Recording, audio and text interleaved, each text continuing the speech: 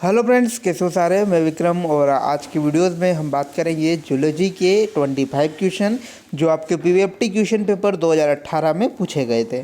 तो महत्वपूर्ण क्वेश्चन है गाइस, और यदि आप एग्ज़ाम देने जा रहे हो तो इससे पहले इम्पॉर्टेंट बनता है कि आप इन क्वेश्चनों को रिवाइज कर लें।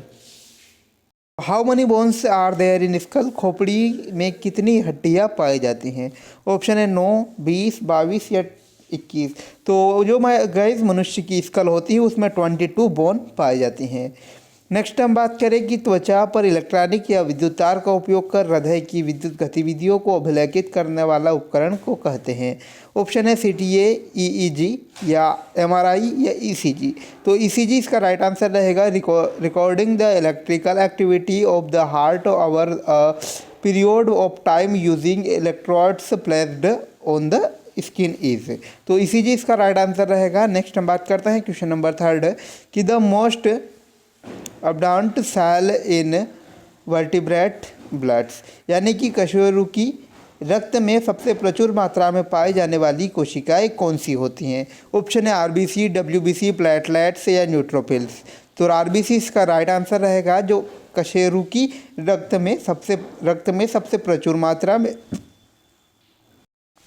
RBC कोशिकाएं पाई जाती हैं, यानी कि रेड ब्लड कार्पल्स जो सबसे अधिक मात्रा में कशेरुकी प्राणियों के रक्त में पाई जाती हैं। Next, which type of cartilage in found is nose, मानक में किस प्रकार की उपास्थि पाई जाती हैं। हाइलेनी उपास्थि, रेशेवार उपास्थि, इनमें से कोई नहीं, या लोचदार उपास्थि। तो ये रहेगा हाइलिन कार्टिलेज। तो हाइलिन कार्टिलेज जो होता है मनुष्य के नोक में पाई जाती हैं। इसके बाद in blood CO2 is found in the normal of, यानी कि रक्त में CO2 किस रूप में पाई जाती हैं। ऑप्शन है बाइकार्बोनेट के रूप में, ग्लिसरॉल के रूप में, हीमोग्लोबिन के रूप में या पोटेशियम कार्बोनेट के रूप में। तो बाइकार्बोनेट इसका राइट आंसर रहेगा। बाइकार्बोनेट के रूप में मनुष्य के शरीर में या रक्त में CO2 पाई जाती हैं। नेक्स्ट हम बात करें अपोहन के सिद्धांत किस पर आधारित है। Dialysis work on the principle of, परासरण के, अधिशोषण के, प्रसारण के, अवशोषण के। तो प्रसार इसका आंसर रहेगा। डिफ्यूजन जो कि अपोहन के सिद्धांत पर आधारित है। नेक्स्ट आगे डिस्कस करते हैं कि in myofibril actin protein is also called, यानी कि मायोफिब्रिल में एक्टिन प्रोटीन को क्या कहते हैं। ऑप्शन है आइसोट्रोपिक बैंड या एनिसोट्रोपिक, मायोसिन या फाइब्रिन। तो मायोसिन इसका राइट आंसर रहेगा। मायोफिब्रिल में एक्टिन प्रोटीन को जो है मायोसिन कहा जाता है। नेक्स्ट हम बात करें which one of them is the thinking part of the brain, यानी कि इनमें से कौन सा मस्तिष्क का विचारधारक हिस्सा है। पश्चकपाली या मध्य मस्तिष्क, अग्र मस्तिष्क या पूर्ववर्ती मस्तिष्क। तो इसका राइट आंसर रहेगा हमारा कि फोरब्रेन। फोरब्रेन जो होता है मनुष्य का जो ब्रेन होता है उसका सोचने वाला या विचारधारक हिस्सा होता है। नेक्स्ट आगे हम बात करें which one of them is the largest part of the brain, यानी कि इनमें से मस्तिष्क का सबसे बड़ा हिस्सा कौन सा है। ऑप्शन है सेरिब्रम, अग्र मस्तिष्क, हाइपोथैलेमस, इनमें से कोई नहीं, या थैलेमस। तो अग्र मस्तिष्क या सेरेब्रम इसका राइट आंसर रहेगा। तो सेरेब्रम या अग्र मस्तिष्क जो होता है मनुष्य के मस्तिष्क का सबसे बड़ा हिस्सा माना जाता है। नेक्स्ट हम बात करें लॉस और गेन ऑफ वन और more chromosome at the time of gametes formation, युग्मक गठन के समय एक या एक से अधिक गुणसूत्रों की हानि या लाभ होना कहलाता है। ऑप्शन है क्लाइनफेक्टर सिंड्रोम, पॉलीप्लोडी, इनमें से कोई नहीं, या एन्यूप्लोडी। तो एन्यूप्लोडी इसका राइट आंसर रहेगा कि युग्मक गठन के समय एक या अधिक गुणसूत्रों का हानि या लाभ होना एन्यूप्लोडी कहलाता है।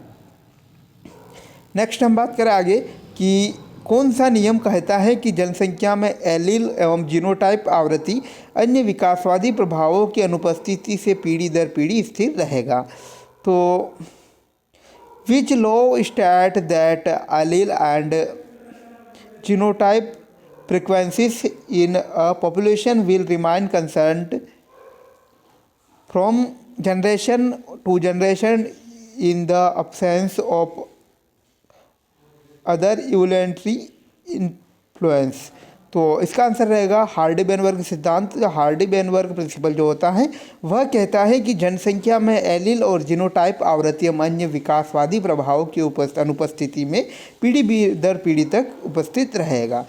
नेक्स्ट हम बात करें, कभी कभी हार्मोन कोशिकाओं द्वारा उत्पादित रसायनों को शामिल करने के लिए प्रयोग किया जाता है जो एक ही कोशिकाओं या उसी के समान कोशिका को प्रभावित करते हैं। तो इस शब्द को क्या कहते हैं?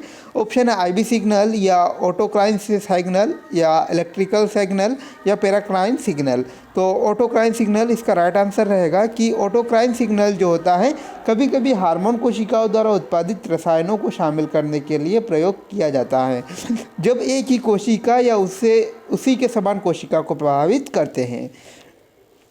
नेक्स्ट हम बात करें कि वह रोग जिसमें अंतरस्रावी विकार के कारण एड्रिनल ग्लैंड स्टेरॉयड हार्मोन का उत्पादन नहीं कर पाती। ऑप्शन है हाइपोथायराइडिज्म, गेंगा, एडिसन रोग या मधुमेह। तो disease caused due to endocrine disorder in which the adrenal gland do not produce enough steroid hormone. तो एडिसन डिजीज़ इसका राइट आंसर रहेगा। एडिसन डिजीज़ जो कि मनुष्य की एड्रिनल ग्लैंड में होने वाली वह बीमारी है जिससे कि adrenal gland steroid hormone produce नहीं कर पाता है। नेक्स्ट हम बात करें कि which muscles help in rhythmic contraction and relaxation of the heart. वह पेशियाँ जो हृदय के लयबंध, संकुचन और विक्षाम में सहायता करती हैं वो क्या कहलाती हैं? ऑप्शन है cardiac muscle, smooth muscle, skeletal muscle या स्टेरॉयड मसल। तो ये रहेगा हमारा कार्डिक मसल या हृदय पेशी जो होती हैं वह पेशियाँ होती हैं जो हृदय के लयबद्ध, संकुचन और विक्षाम में सहायता करती हैं। नेक्स्ट हम बात करें वह कौन सा सूक्ष्म जीव है जो सिट्रिक अम्ल के उत्पादन में सहायता करता है। ऑप्शन है ई कोलाई, लैक्टोबैसिलस या क्लोस्ट्रीडियम बोटुलिनम या एस्परजिलस निगर। तो एस्परजिलस निगर हमारा राइट आंसर रहेगा कि which micro organism help in the production of citric acid. तो साइट्रिक एसिड का उत्पादन करने वाला सूक्ष्म जीव एस्परजिलस निगर होता है। नेक्स्ट हम बात करें कि इनएक्टिव फ्रॉम अन एंजाइम यानी प्रकीर्ण या एंजाइम की निष्क्रिय अवस्था कौन सी है। ऑप्शन है आइसोमरेज, लाइगेरेज, जाइमोजेंस या लाइजेस। तो जाइमोन्स इसका राइट आंसर रहेगा। जाइमोन्स जो होता है एंजाइम की निष्क्रिय अवस्था है। नेक्स्ट हम बात करें कि इन एपीकल्चर अनफर्टिलाइज्ड एग प्रोड्यूस, यानी कि मधुमक्खी पालन में अनिषेचित अंडे किसके द्वारा बनाए जाते हैं। ऑप्शन है रानी मक्खी, ड्रोन मक्खी या कार्यकर्ता मक्खियों द्वारा या इनमें से कोई नहीं। तो ये रहेगा ड्रोन्स। तो ड्रोन्स के द्वारा एपीकल्चर में फर्टिलाइज्ड जो एग होते हैं उनका प्रोडक्शन किया जाता है।